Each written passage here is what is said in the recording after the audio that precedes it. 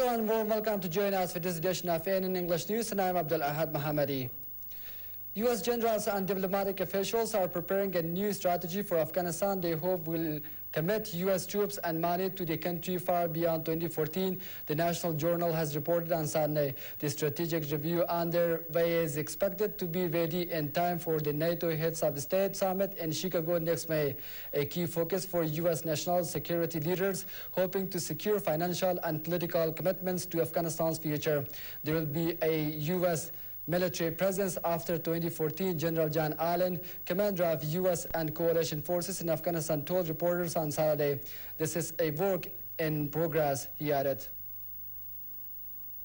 Afghanistan has achieved political stability, yet Afghans still do not feel personally secure in their daily lives, President Karzai said in an interview with a US-based TV channel. Karzai also said his government would welcome the creation of a Taliban political office where Afghan and other officials could hold meaningful discussions about a possible political resolution to the war. If the Taliban decide to open an office, it would signal their willingness to talk peace.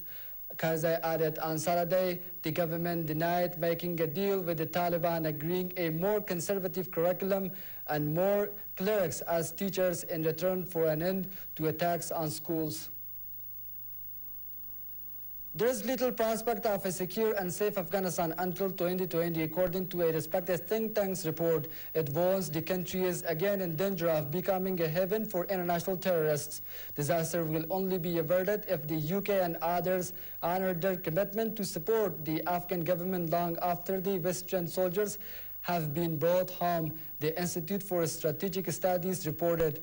The report contradicts repeated assurances from Britain and the US that troop withdrawal is based on the assumption that Afghanistan will be ready to take on responsibility for its own security after 2014.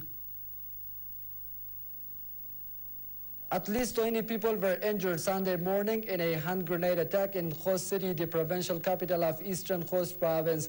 A provincial health official said a total of 15 civilians and a policeman who were injured in the blast have been admitted to the provincial hospital on Sunday morning. Majid Mangal, head of the hospital, said no group has claimed responsibility for the attack so far, but Taliban routinely claim responsibility for attack on security forces.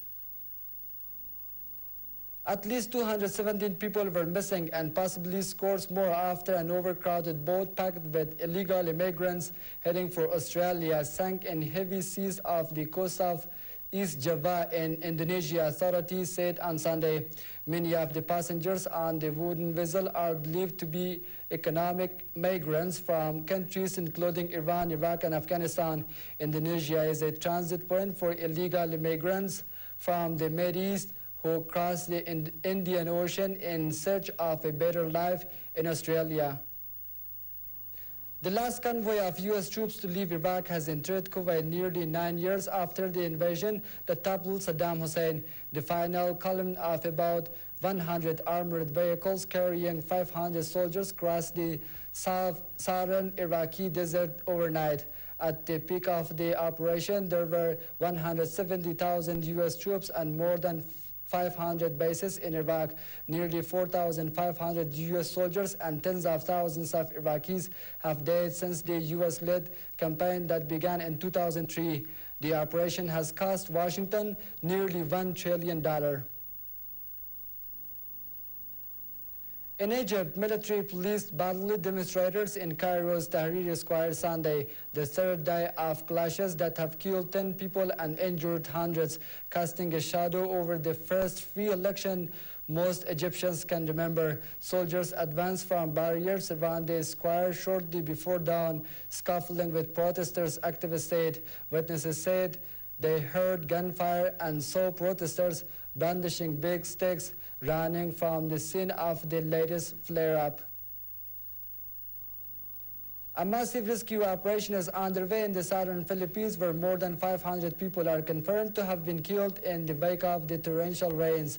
An unknown number are still missing after a typhoon struck the cities of Iligan and Cagayan de Oro, causing flash floods and landslides and driving tens of thousands from their homes.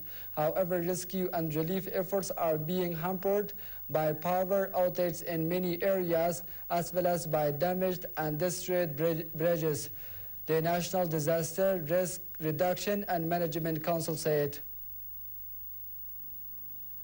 And that's all for now. Thanks for being with us.